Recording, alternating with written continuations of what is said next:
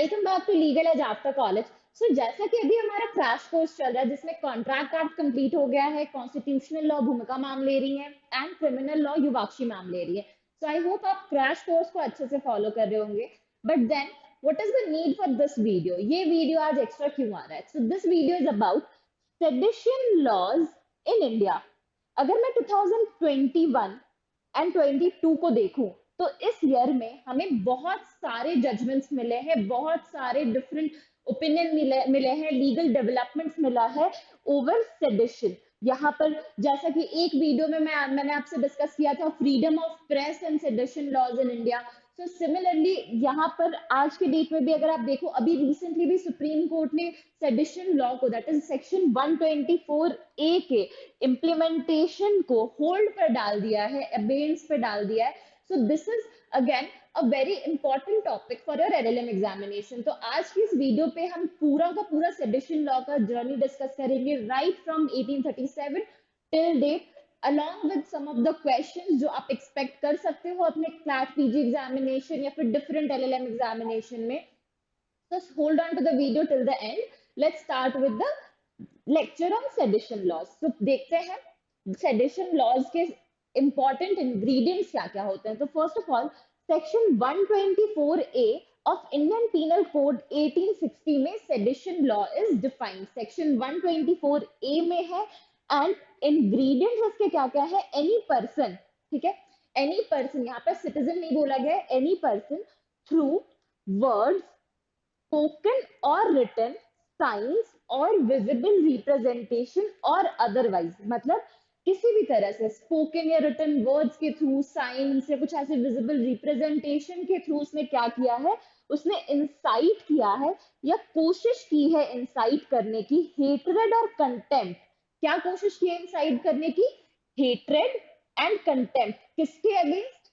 So for government constituted by law in India, मतलब किसके against? हमने गवर्नमेंट के अगेंस्ट हेट्रेड या कंटेम्प्ट इंसाइट करने की कोशिश की है। ये किस वजह से किया है? किस मीडियम से किया है? Through words, spoken, written, signs, visible representation और अदरवाइज, मतलब किसी भी मोड से आप कोशिश कर रहे हो जिसके वजह से आप हेट्रेड या कंटेम्प्ट इंसाइट कर रहे हो या कोशिश कर रहे हो इंसाइट करने के against lawfully elected government of India, तो आप कमिट करोगे offence of sedition under section 124A। तो ये इसका इंग्रेडिएंट हो गया।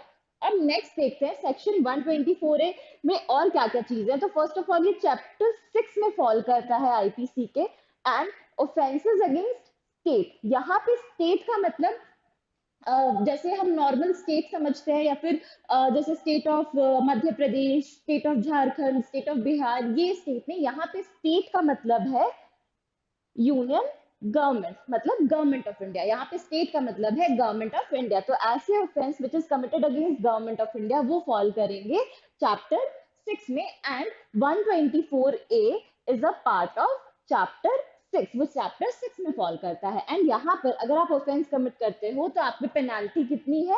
3 years imprisonment up to life imprisonment. आपको 3 years से लेके अप टू लाइफ इम्प्रिजनमेंट हो सकता है। And this offence is cognizable, non-bailable and non-compoundable. Also, person who is charged is barred from government job and passport is seized. तो ऐसे person जिन पे 124A का चार्ज लगा है उनको कोई भी गवर्नमेंट जॉब नहीं मिलेगी एंड उनका पासपोर्ट सीज कर लिया जाता है। तो ये तो हमने अभी देख लिया कि एक्ट का इन जनरल क्या इंट्रोडक्शन है। अब थोड़ा इसकी हिस्ट्री के बारे में जानते हैं, सेडिशन की हिस्ट्री के बारे में थोड़ा देखते हैं कि what is the history of sedition.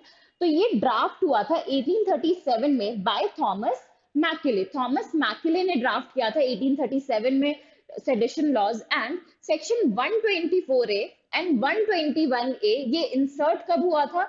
ये 1870 में इंडियन पीनल कोड में इंसर्ट हुआ था बाय सर जेम्स स्टीफन के amendment, through an amendment offered by sir James Stephen. तो यहाँ पर एक पॉइंट है दैट 1860 में आईपीसी इनैक्ट हुआ था, 1860 में IPC came into force, and 1870 में 124A was inserted via amendment. So 1860 में IPC इनैक्ट हुआ, 1870 में via amendment insert किया गया। अब मेरा एक क्वेश्चन ये है कि ये जो 10 years का टाइम पीरियड है, ये 10 इयर्स में अगर किसी ने सेडिशन का ऑफेंस कमिट किया है तो वो किस सेक्शन में बुक होता था? आप समझे मेरा क्वेश्चन? क्वेश्चन ये है कि 1860 में जब आईपीसी इनैक्ट हुआ था तो उस समय सेडिशन का प्रोविजन नहीं था, 124A वाज नॉट देयर। 10 साल के बाद 1870 में थ्रू एन अमेंडमेंट इंसर्ट किया गया सेडिशन के प्रोविजन को। तो विद इन दिस लाइक ये 10 इयर्स के ड्यूरेशन में, ये 10 इयर्स 1860 से 1870 तक में, अगर someone has committed an offence of sedition, someone has committed the offence of sedition, तो वो उस समय किस सेक्शन में बुक होता था? Comment your answer and let us know, will get back to you with the correct answer. ये बहुत इंटरेस्टिंग पॉइंट है, एक बार आप सोचना इस बारे में कि ये 10 साल के ड्यूरेशन में कहाँ जाता था, क्योंकि 10 साल में भी तो कहीं ना कहीं ऑफेंस ऑफ सेडिशन कमिट हुआ होगा, तो where the person is booked. So do let us know what do you think. Then further IPC Amendment Act 1898 के थ्रू भी IPC फर्दर अमेंड हुआ है, एंड यूके जिसमें हमारे देश में सेडिशन लॉज लाए थे, जो हमारे देश में फ्रीडम फाइटर्स के अगेंस्ट सेडिशन लॉ लाए थे, UK itself repealed the sedition law in 2010। So UK से 2010 में रिपील कर दिया गया था। तो ये तो हमने देखा जर्नी सेडिशन लॉ की अलोंग विद द हिस्ट्री। अब कुछ इनिशियल केसेस देख लेते, जैसे this cases queen empress versus Jogendra Chandra Bose, ये 1892 का केस है, ये 1892 का केस है। एंड यहाँ पर देखते हैं कैलकाटा हाई कोर्ट ने क्या डेफिनेशन दिया था अबाउट सेडिशन लॉ।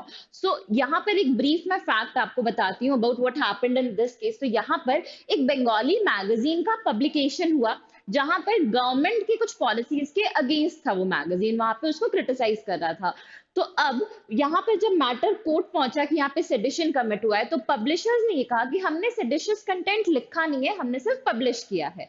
तो कोर्ट ने यहाँ पर डिस्टिंग्विश किया between disapprobation and disaffection, and court ने कहा डिसएप्रोबेशन एक लेजिटिमेट क्रिटिसिज्म होता है, व्हाइल डिसअफेक्शन ये feeling contrary to affection, any feeling which is contrary to affection is disaffection। एक बहुत ही broader meaning दिया यहाँ पर कोर्ट ने disaffection word को, and कोर्ट ने कहा while disprobation is not illegal, disaffection is a penal offence. और यहाँ पर जब मतलब आप समझे कि अगर आपने डिसप्रोबेशन किया, दैट इज आपने कोई लेजिटिमेट क्रिटिसिज्म किया है, तो उस समय आप लायबल नहीं होंगे। बट अगर आपका कोई ill feeling है, any feeling of unaffection, not affection towards the government, comes under disaffection, and disaffection is a penal offense।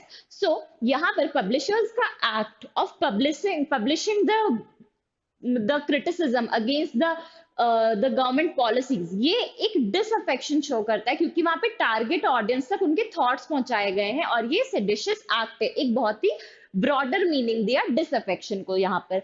Next case देखते हैं। Next cases queen empress versus Bal Gangadhar Tilak and Keshav Mahadev बाल, ये 1897 का केस है। So what happened in this case, यहाँ पर charges बने बाल गंगाधर तिलक पर कि उनके स्पीच से 2 ब्रिटिश ऑफिशियल की जान चली गई। पब्लिक ने, मॉब ने एक्साइट होकर के 2 ब्रिटिश ऑफिशियल की जान ले ली। अब यहाँ पर चार्जेस में ये कहा कोर्ट ने, अगेन जो हमने प्रीवियस केस डिस्कस किया था जोगेंद्र चंद्र वाला, तो वहां पर कोर्ट ने उसके व्यूज को एक्सेप्ट करते हुए, बॉम्बे हाई कोर्ट के डिवीजन बेंच ने उसके व्यूज को एक्सेप्ट करते हुए ये कहा कि कोई जरूरत नहीं है कोई भी मटेरियल कॉन्सिक्वेंस होने की या क्वालिफाई करने की for the offence of sedition. हमें सेडिशन है कि नहीं इसको देखने के लिए कोई मटेरियल एविडेंस नहीं चाहिए। अगर कोई ill feeling है, any type of bad feeling towards government comes under sedition। यही डेफिनेशन एक्सेप्ट किया जो डिसअफेक्शन का डेफिनेशन प्रीवियस केस में दिया गया था। जो गेंदर वाले केस में हमने देखा था कि गवर्नमेंट ने, कोलकाता हाई कोर्ट ने जो भी वहां पे डेफिनेशन दिया था कि any kind of feeling of bad feeling towards government is an offense of sedition, comes under the offense of sedition। यहाँ पर कोर्ट ने कहा कि सेडिशियस मैटर्स में, सेडिशन के मैटर में intention of the offender is primary, और ये हम कंटेंट, ऑडियंस या सर्कमस्टांसेस के बेसिस पर नहीं प्रिज्यूम करते, ये किसी भी बेसिस पे नहीं होगा। यहाँ पर अगर किसी भी तरह की बैड फीलिंग है तो it comes as and it amounts to sedition under the IPC. So next case देखते हैं।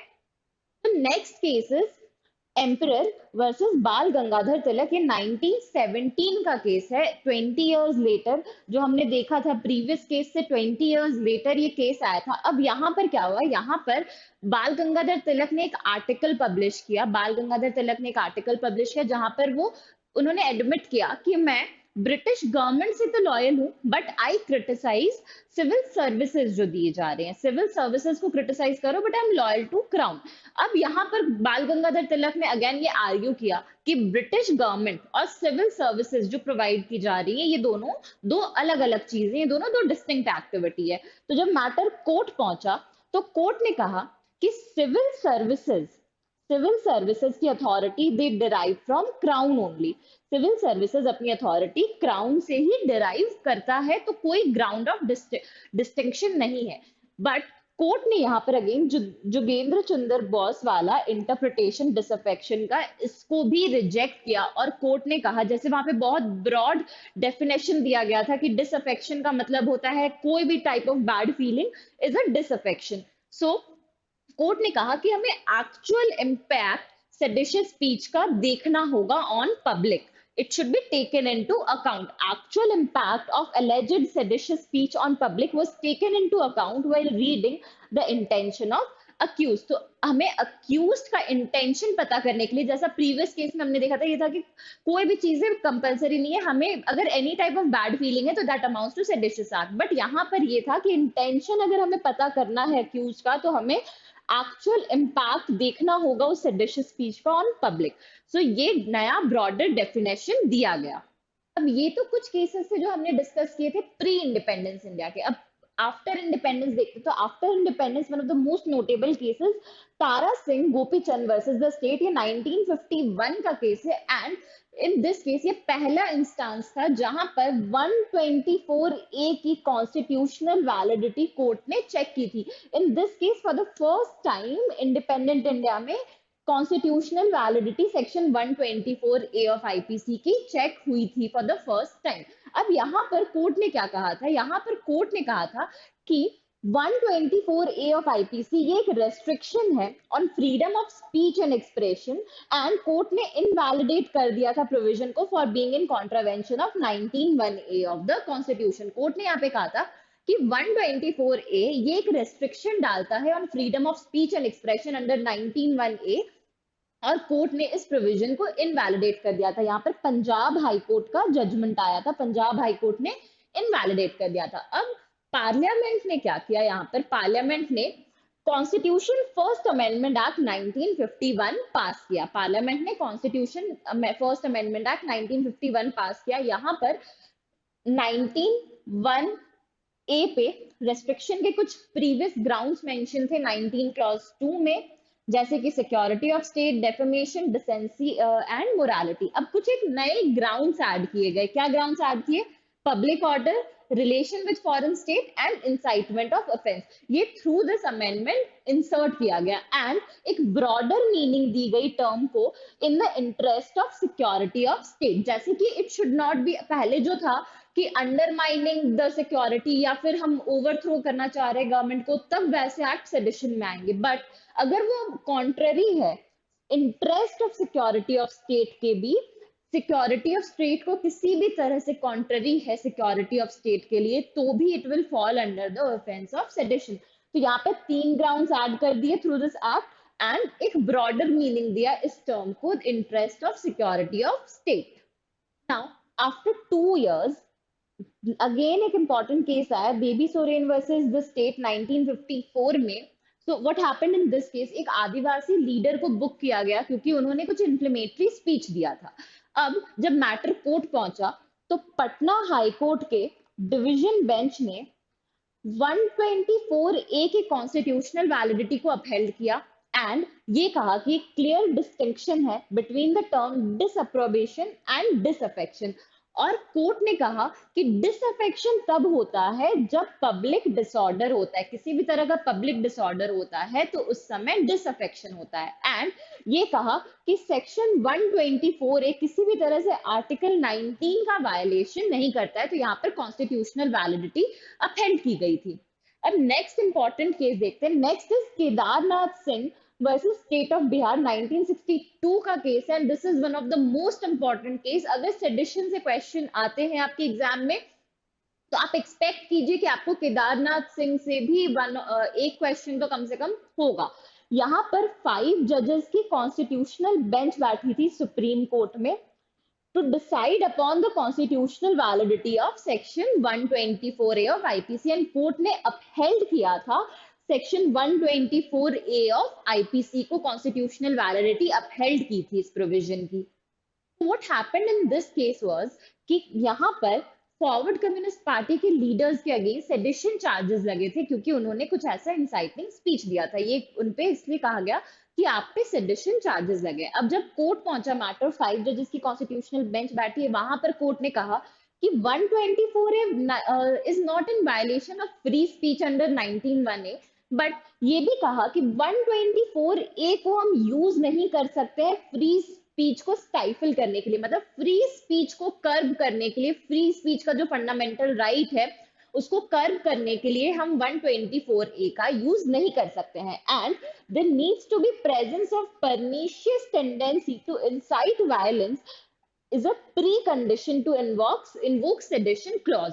मतलब कि परनिशियस टेंडेंसी किस चीज की होनी चाहिए? कोई टेंडेंसी ऐसी कि आपके स्पीच से या तो वायलेंस इंसाइट हुआ है या there is a likelihood of incitement of violence, तभी हम सेडिशन का क्लॉज लगा सकते हैं। मेयरली अगर हम कोई लेजिटिमेट क्रिटिसिज्म दे रहे हैं अगेंस्ट गवर्नमेंट तो उस सिचुएशन में हम नहीं बोल सकते कि वहां पे सेडिशन है। पब्लिक डिसऑर्डर जब तक नहीं होगा या इंसाइटमेंट ऑफ वायलेंस, उस सिचुएशन तक सेडिशन के चार्जेस नहीं लगेंगे। कोर्ट ने यहाँ पर अपहेल्ड किया था फेडरल कोर्ट का observation in Niharendu Dutt Majumdar versus king emperor 1942 के केस का। फेडरल कोर्ट का ऑब्जर्वेशन था यहाँ पर कि to constitute the offence of sedition there needs to be public disorder और at least a reasonable likelihood of public disorder. मतलब कि लेजिटिमेट क्रिटिसिज्म को हम नहीं बोलेंगे कि वो सेडिशियस है, बट अगर हम बोलेंगे कि सेडिशन है, 124A में ऑफेंस कमिट हो रहा है, तो उसके लिए एक रीजनेबल लाइकलीहुड ऐसा होना चाहिए कि वहां पर पब्लिक डिसऑर्डर रीजनेबली, हमें लग रहा है एक रीजनेबल मैन को कि वहां पे पब्लिक डिसऑर्डर हो सकता है या पब्लिक डिसऑर्डर एक्चुअल में हुआ है, तब हम सेडिशन के चार्जेस इन्वोक करेंगे। सो कोर्ट ने यहाँ पर इस केस के ऑब्जर्वेशन को भी अपहेल्ड किया था 5 जजेस की कॉन्स्टिट्यूशनल बेंच ने।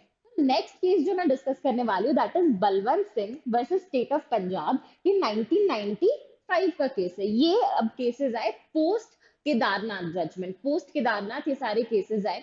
अब नेक्स्ट मैं आपसे जो बोलने वाली हूँ, द पॉइंट इज कि आप सारे केसेस जो मैं आपसे अभी तक डिस्कस कर रही हूँ या मैं आगे सारे जो लैंडमार्क केसेस इनके रेशियोज डिस्कस कर रही हूँ, इनके आप नोट्स बना लीजिए प्रॉपर, क्योंकि सेडिशन से आप क्वेश्चन एक्सपेक्ट कीजिए अपने क्लैट पीजी एग्जाम में। That is a short topic that you might get a question. 99% chance है कि आपको सेडिशन से क्वेश्चन मिलेंगे, एंड फॉलो क्वेश्चन में आप इसी तरह के केसेस, रेशियोज, इनसे क्वेश्चंस एक्सपेक्ट कर सकते हैं। सो इस सिचुएशन में मैं इसलिए आपसे डिस्कस कर रही हूँ कुछ most important landmark cases on sedition and उनके ratios. I hope you are taking notes on these. तो चलो let's get back to the case. तो हमारा केस है Balwant Singh versus state of Punjab. तो यहाँ पर क्या हुआ था, इंदिरा गांधी के असैसिनेशन के बाद एक इंडिपेंडेंट सिख मेजोरिटी स्टेट के लिए स्लोगन्स रेज हो रहे थे। अब यहाँ पर जब मैटर कोर्ट पहुंचा कि ये सेडिशन है, तो कोर्ट ने यहाँ पर परनीशियस टेंडेंसी को, जो कि केदारनाथ सिंह में हमने डिस्कस किया था, परनीशियस टेंडेंसी को, इसको डिस्कस किया और कहा कि परनीशियस टेंडेंसी या ऐसी टेंडेंसी को हम कैसे असर्टेन करेंगे, कैसे डिटरमाइन करेंगे? तो ये हम डिटरमाइन करेंगे by looking at the consequence of इम्प्यून्ड speech. अगर उस स्पीच से किसी भी तरह का वायलेंस हो रहा है या कोई लाइकलीहुड है वायलेंस का, तब हम वहां पर कंसिडर करेंगे कि हाँ वहां पर सेडिशन है, अदरवाइज नहीं। और यहाँ पे प्रेजेंट सिचुएशन में ऐसा ना ही कोई डिस्टरबेंस हुआ था और ना ही कोई चांसेस है ऐसे स्लोगन से, 1 या 2 बार स्लोगन्स देने से, कि इस तरह का कोई वायलेंस इंसाइट होगा in the minds of targeted audience. तो यहाँ पर अगेन कोर्ट ने परनीशियस टेंडेंसी के कंसेप्ट को डिस्कस किया था। नेक्स्ट केस देखते हैं यहाँ पर। नेक्स्ट इज अरूप भुयार versus state of Assam, and Shri Indira Das versus state of Assam, ये दोनों 2011 के केस हैं और ये 7 डेज के गैप में आए थे, एक दूसरे से 7 डेज के गैप में ये दोनों केसेस आए थे। केस में क्या हुआ था, यहाँ पर कोर्ट ने रिलाई किया था इमिनेंट लॉलेस एक्शन टेस्ट पर। ये टेस्ट कहाँ से आया था, ये यूएस कोर्ट ने लाया था इन ब्रैंडनबर्ग वर्सेस ओहायो 1969 में। एंड यहाँ पर ये कहा गया था कि सारी speech is protected by first amendment to US constitution unless it incites imminent lawless action. तो इमिनेंट लॉलेस एक्शन का ये मतलब होता है कि गवर्नमेंट किसी भी तरह का फोर्स यूज नहीं करेगा अनलेस एंड अनटिल जो स्पीच है, जो स्पीच दिया गया है, वो स्पीच किसी भी तरह से लॉलेसनेस को इंसाइट करता है, किसी भी तरह से पब्लिक डिसऑर्डर को इंसाइट करे, तब तक किसी भी तरह का फोर्स गवर्नमेंट यूज नहीं कर सकती है। तो यहाँ पर कोर्ट ने रिलाई किया था in imminent lawless action test. Again this is another important test जो कोर्ट ने रिलाई किया था इन डिसाइडिंग कि मैटर्स सेडिशियस है या नहीं है। अब आगे देखते हैं, ये तो हमने कुछ केसेस डिस्कस किए, अब कुछ रिपोर्ट्स डिस्कस करते हैं। जैसे सबसे पहले लॉ कमीशन ऑफ इंडिया का 2018 में आया था कंसल्टेशन पेपर ऑन सेडिशन। यहाँ पर डिस्कशन हुआ था कि retaining the offence of sedition is essential to protect national integrity and it should not be used as a tool to curb free speech. यहाँ पर लॉ कमीशन ने जो suggestion दिया था, रिकमेंडेशन दिया था, वो था कि एक बैलेंस स्ट्राइक आउट करना है हमें between sedition and freedom of speech and expression. हमें सेडिशन को यूज नहीं करना है as a tool to curb freedom of speech and expression. मतलब freedom of speech and expression को खत्म करने के लिए हमें सेडिशन को यूज नहीं करना है। एंड एक क्वेश्चन रेज किया था कि क्या राइट टू ऑफेंड ये क्वालिफाई करता है एज हेट स्पीच। ये हमें स्क्रूटनाइज करना है कि राइट टू ऑफेंड क्या ये हेट स्पीच में आता है। नेक्स्ट जो डेटा मैं डिस्कस कर रही हूँ that is national crime record का डेटा।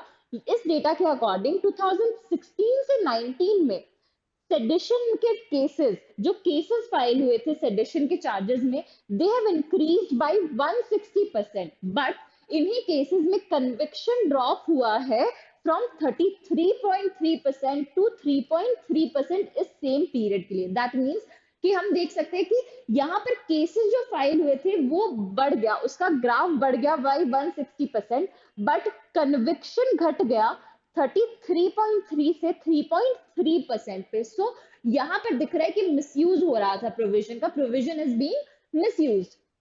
नेक्स्ट देखते हैं, पार्लियामेंट में सबसे पहले सीपीआई एमपी डी राजा ने 2011 में एक प्राइवेट मेंबर बिल इंट्रोड्यूस किया था इन राज्यसभा, ये प्रपोज करते हुए कि इतना section 124A should be omitted.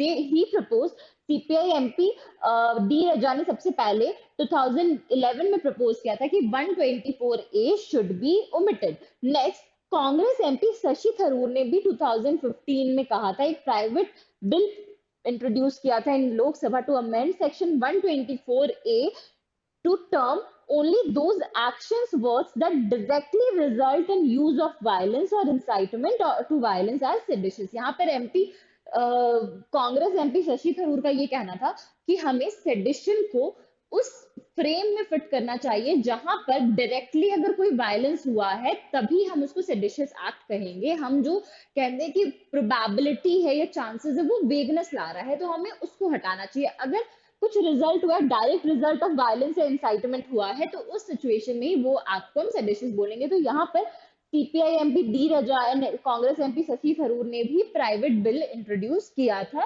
But वो आगे नहीं हुआ। अब next is CJI. NV Ramana ने भी जुलाई 2021 में एक बहुत अच्छा स्टेटमेंट दिया था कि सेडिशन एक कॉलोनियल लॉ है एंड ये सप्रेस करता है फ्रीडम को। It was used against Mahatma Gandhi, Bal Gangadhar Tilak. So is this law necessary after 75 years of independence? तो यहाँ पर उनका एक क्वेश्चन ये था कि ब्रिटिशर्स ने ये लॉ बनाया था जो कि फ्रीडम को कर्ब करने के लिए था, ये हमारे फ्रीडम फाइटर्स जैसे महात्मा गांधी, बाल गंगाधर तिलक, इन पर भी यूज हुआ। सो क्या 75 इयर्स के बाद जिस देश ने वो लॉ बनाया था, यूके ने, ब्रिटिशर्स ने बनाया था, यूके ने खुद 2010 में ऑलरेडी रिपील कर दिया है सेडिशन को, तो 75 इयर्स के भी भी क्या हमें कैरी फॉरवर्ड करने की जरूरत है उस लॉ को? ये सीजीआई एनवी रमन्ना का स्टेटमेंट था ऑन सेडिशन, ये जुलाई 2021 का है। तो ये तो हो गई सेक्शन 124A की अब तक की जर्नी। अब बात करते हैं कुछ रीसेंट जजमेंट्स की, 2021 एंड 22 के कुछ इंपॉर्टेंट जजमेंट्स की। सो एक और सजेशन यहाँ पर मेरा है कि मैंने प्रीवियसली एक वीडियो में डिस्कस किया है about freedom of press and sedition laws के बारे में, about freedom of press and sedition charges के बारे में। लिंक आपको आई बटन पे मिल जाएगा एंड डिस्क्रिप्शन बॉक्स पे भी। माय सजेशन है कि आप उस वीडियो को भी देखें।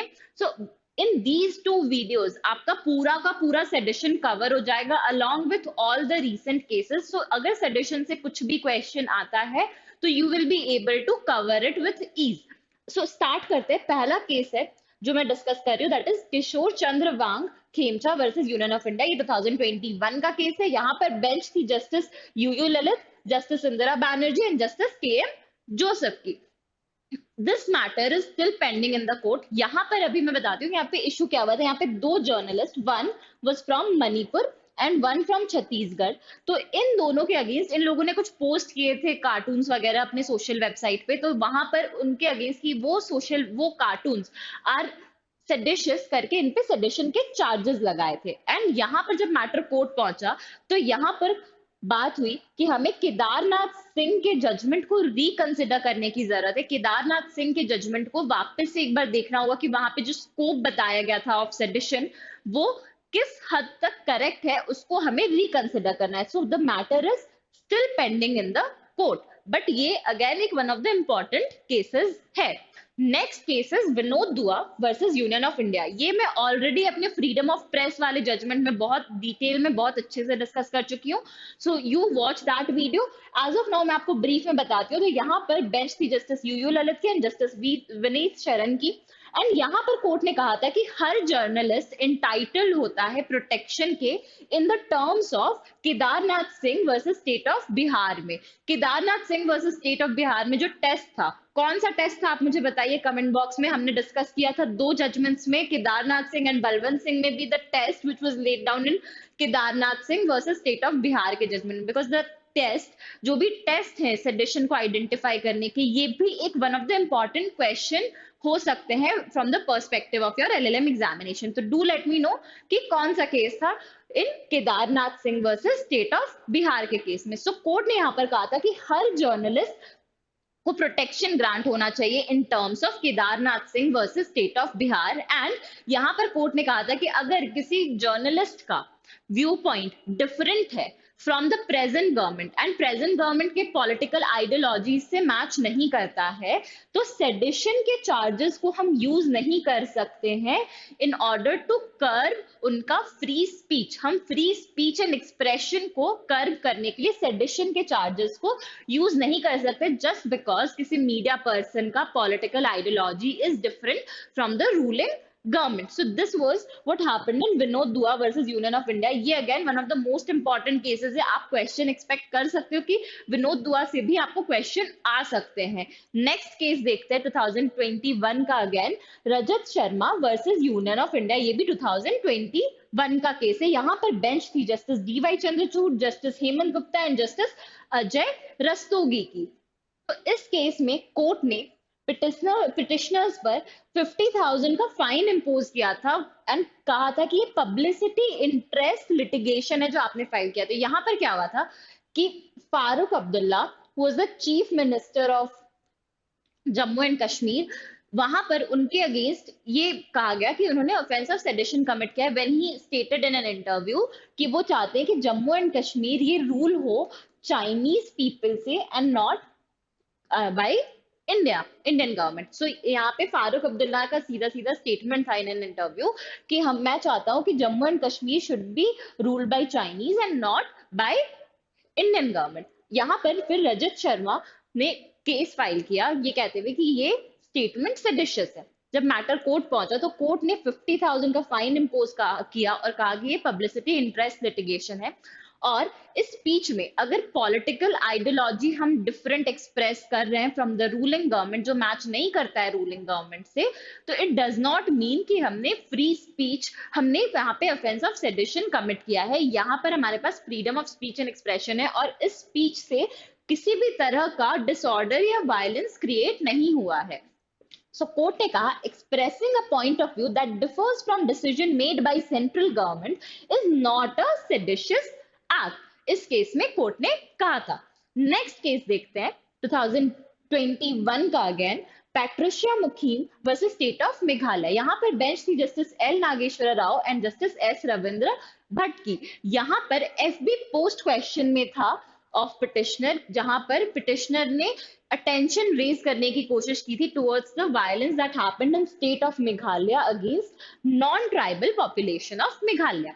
तो यहाँ पर जब मैटर कोर्ट गया तो कोर्ट ने कहा कि अगेन जब कोई प्ली में की है इस पोस्ट के थ्रू, एफबी पोस्ट के थ्रू एक प्ली रेज की जा रही है for protection of non tribals living in state of Meghalaya, and ये किसी भी तरह से हेट स्पीच नहीं है, रादर ये कॉल फॉर जस्टिस है। यहाँ पर एक जस्टिस के लिए प्ली किया जा रहा है कि हमें जस्टिस चाहिए for non tribal population living in state of Meghalaya, and ये किसी भी तरह से डिसऑर्डर या वायलेंस को इंसाइट नहीं कर रहा है ये एफबी पोस्ट अगेंस्ट। अगेन ये केस मैंने बहुत अच्छे से डिस्कस किया है in my video on freedom of press, so do watch that video, क्योंकि उसके बाद ही आपके सारे के सारे रिसेंट जजमेंट्स कवर होंगे। मैंने लैंडमार्क केसेस, जर्नी, सारी चीजें इसमें बहुत अच्छे से कवर की है, बट कुछ recent cases based on freedom of press is covered in that video, so please do check out the video, link is in the description box and I button as well।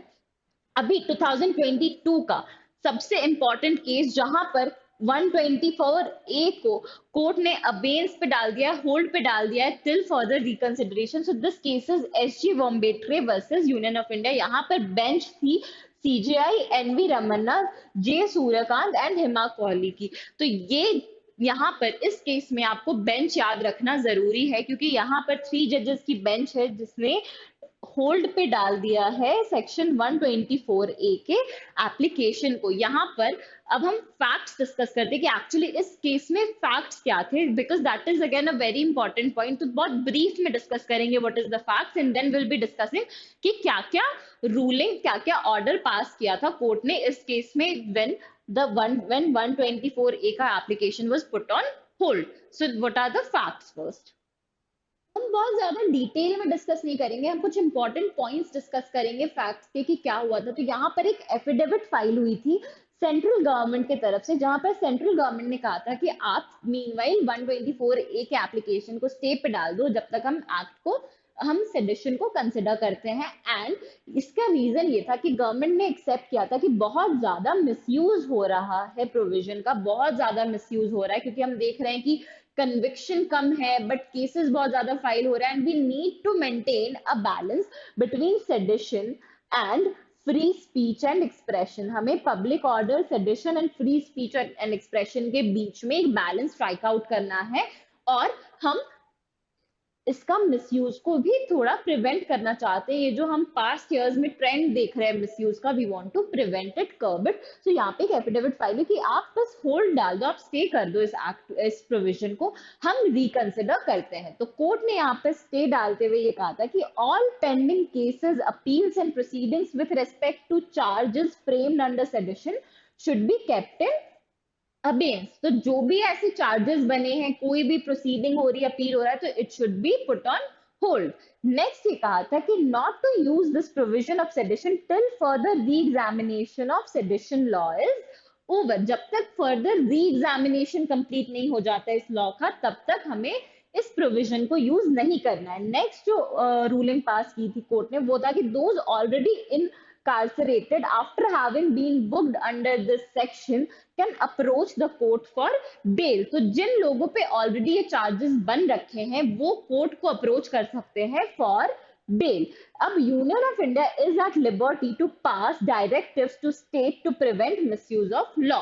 Union of India के पास, government के पास ये discretion है कि वो state के लिए directives पास करे, कुछ डायरेक्शंस पास करे, सो दैट कि इस प्रोविजन का मिसयूज प्रिवेंट हो सके। नेक्स्ट ये कहा कि कोई fresh case are file considered, concern party may approach a court and request to expeditiously dispose the same. तो मतलब हम स्पीडी डिस्पोजल के लिए भी रिक्वेस्ट कर सकते हैं अगर सेक्शन 124A में हमारे ऊपर कोई चार्जेस फ्रेम हुए हैं तो। ये कुछ ऑर्डर्स थे जो कोर्ट ने पास किए हैं। नेक्स्ट कोर्ट ने कहा कि central government and state government to refrain from registering any FIR, continuing investigation or taking coercive steps under section 124A of IPC when it is under reconsideration। तो यहाँ पर central government और state government को prevent किया कि कोई भी fresh FIR register नहीं होना है, कोई भी इन्वेस्टिगेशन या कोई भी कोर्सिव एक्शन नहीं लेना है for offences under 124A of IPC। Also, court ने कहा कि rigors of section 124A of IPC aren't in tune with current social millennium and was intended for when the country was under the colonial regime। तो court ने कहा कि since ये as old provision है, 75 years पुराना provision है, ये colonial regime से चला आ रहा है और ये करंट जो भी सोशल सिनारियो है उससे मैच नहीं करता है, उसके साथ नहीं चल रहा है, तो हमें इसे रिकंसिडर करने की जरूरत है।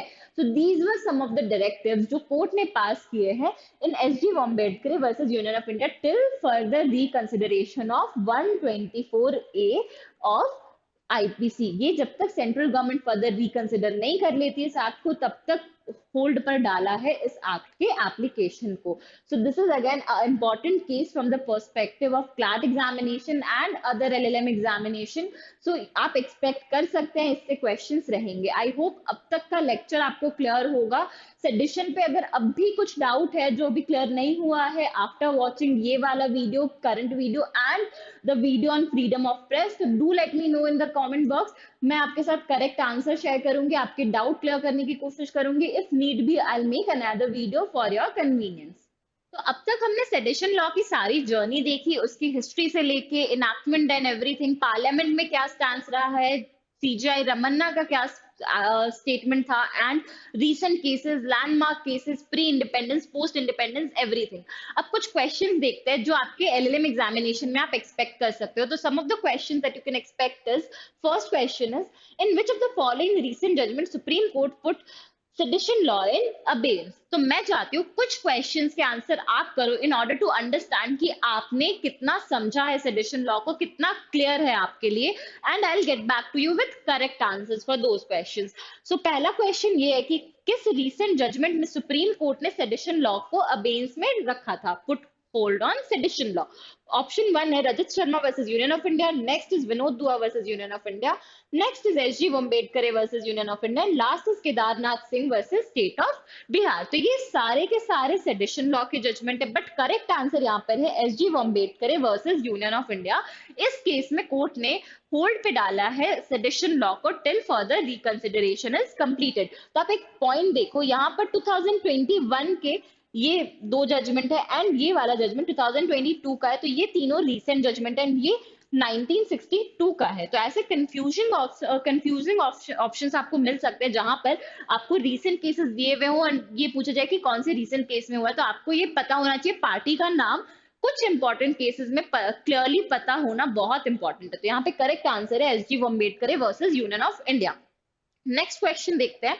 Next question is, what is the first instance of court in independent India adjudicating on constitutional validity of section 124A of IPC? ठीक है, तो यहाँ पर क्वेश्चन ये पूछ रहा है कि पहला कौन सा इंस्टांस था जहां पर कोर्ट ने इंडिपेंडेंट इंडिया में एडजुडिकेट किया था on constitutional validity of Indian penal code section 124A का कॉन्स्टिट्यूशनल वैलिडिटी पे एडजुडिकेट किया था। तो यहाँ पे ऑप्शन है SG Vombatkere versus union of India, Kedarnath Singh versus union of India, emperor versus Bal Gangadhar Tilak, and last is Tara Singh Gopichand versus the state. तो इसका आंसर आप मुझे बताओ। क्वेश्चन आपको समझ में आया कि पहला इंस्टांस इंडिपेंडेंट इंडिया पे, क्वेश्चन पे ध्यान देना है कि पहला इंस्टांस कब का, इंडिपेंडेंट इंडिया का।